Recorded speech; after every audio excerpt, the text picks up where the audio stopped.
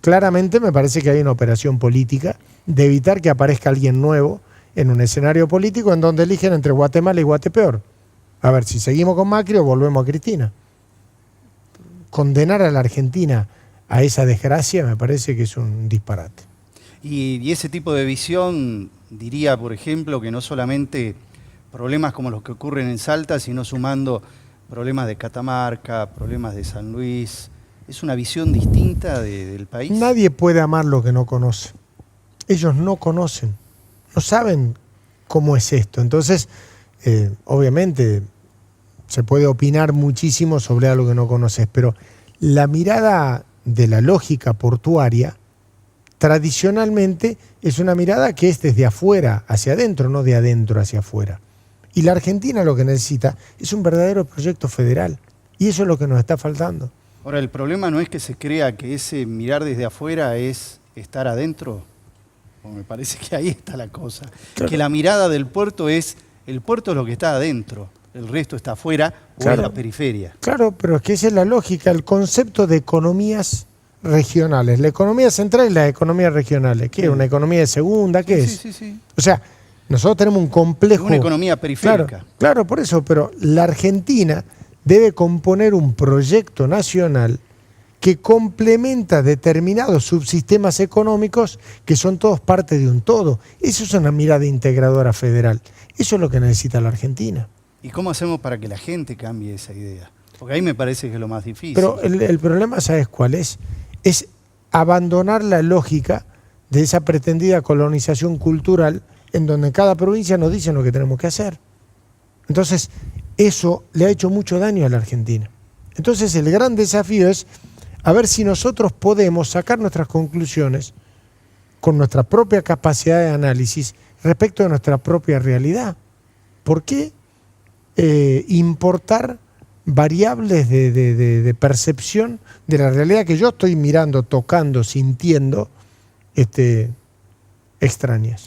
En algún momento tuve oportunidad de cubrir algunas conferencias y allá por el 2007, 2008, Juan Manuel Urtubey decía, no se puede tratar como iguales a los que no son iguales. Correcto. ¿Sigue esa dinámica? Bueno, es por eso que en ese municipio donde vengo hoy he invertido 14 veces más por habitante que el promedio de toda la provincia de Salta. ¿Por qué? Porque ahí necesitaba más presencia y más inversión. Pero ahí no hay votos. ¿Qué me interesa? He logrado que esa gente viva un poco mejor, a pesar de tener problemas. Hemos salido de lugares, cuando vos te sentás a ver los indicadores sociosanitarios de ese lugar, a mí en lo personal, a pesar de mi laburo, de que estoy ahí, me emocionan todavía cuando los veo. Porque sé de dónde partimos y sé a dónde estamos ahora, ¿no? Y vos sabés que hay un dato que no es menor. El año pasado, cuando sucedió Urtubey fue blanco de duras críticas porque dijo no perdieron mucho porque nada tienen. Claro. Y eso resultó como una crítica muy fuerte. Y es realmente una descripción muy cruda de lo que es la región norte. Claro, lo que pasa es que, ¿sabés qué? ¿Por qué disfrazar la realidad? Trabajamos muchísimo, hacemos un esfuerzo enorme porque nuestra gente viva mejor, pero nos digamos la verdad, hay un nivel de inequidad tan grande en la Argentina y todavía en Salta, a pesar de 11 años de trabajo, que requiere de muchísimo trabajo. ¿La Ruta 54 aporta? Sin esa ruta, hoy es otro mundo ese, digamos. Paradójicamente, sin esa ruta ni hablaríamos de eso porque la gente ni se enteraba de lo que pasaba ahí. Esas localidades se inundaron desde tiempo inmemorial. Nunca nos enterábamos porque no había luz, porque no había señal de nada, porque no había caminos, porque no había nada. No existía en la realidad de aquellos que no eran de ahí. Nosotros hemos visibilizado los problemas de Salta y no me arrepiento. Pero Urtubey, para enfrentar una elección nacional siendo precandidato a presidente hay que conquistar el voto de clase media urbana. Sí. Tal vez esto no llega a ese tipo de elector. ¿No se encuentra ahí la dificultad para que en el país se pueda entender este tipo de cosas? Mira, una cosa es la operación política y otra cosa es el ciudadano común. la operación política, el manejo de las redes sociales, toda esa historia va por un camino y la sociedad va por otra. Si fuese así, en realidad en la Argentina no podríamos ni estar discutiendo de la posibilidad de una alternativa superadora de nada. ¿Por qué? Porque si fuese sobre la base de ese tipo de operaciones, lo único que existe son Macri y Cristina, nada más. Y la realidad indica que no es así. Aún con todo el sistema a favor, llegan a un 50-55% en la sumatoria de ambos. Y desde Alternativa Federal, que creo también es útil hacer una aclaración, yo he escuchado mucho hablar del peronismo federal. Me parece que eso fue una primera parte, que ahora sí, ya es otra cosa. Es otra cosa más grande y aspiramos a que sea más grande aún, porque no alcanza con un partido político.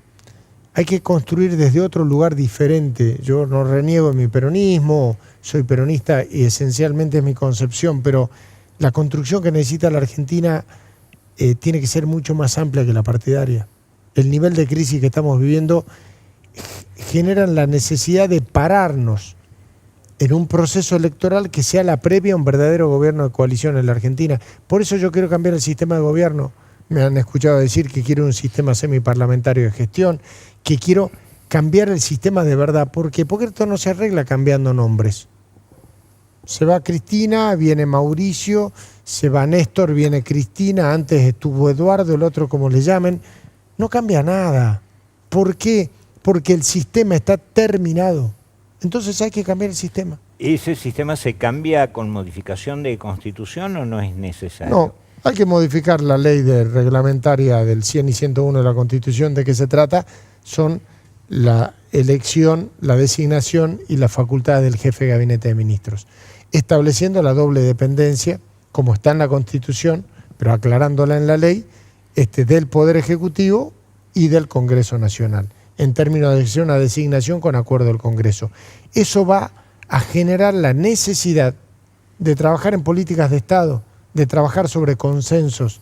La Argentina lo que necesita, lo disruptivo, viste que hablaban recién ustedes de lo que está pasando en otros países del mundo, da la sensación que en un país como el nuestro, en donde el sistema realmente funciona muy mal, lo disruptivo es decir, a ver, probemos un sistema que funcione, no una figura mesiánica. Por ahí funciona.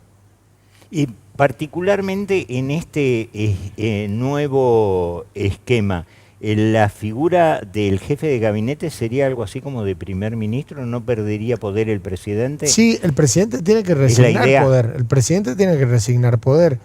El presidente en una época de crisis como esta no puede pensar en ser reelecto. Yo no, bajo ningún aspecto yo pretendo ser presidente, puedo plantear la posibilidad de ser reelecto en este clima de Argentina, en otro contexto, en otra realidad, qué sé yo. Ahora lo que necesitas es generar un verdadero gobierno de unión nacional.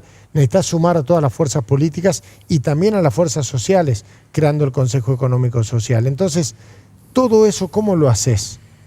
Todo eso lo haces justamente bajando un peldaño de poder presidencial y subiendo un peldaño de responsabilidad institucional del Congreso, que entienda que tiene que ser corresponsable de las políticas públicas de Argentina.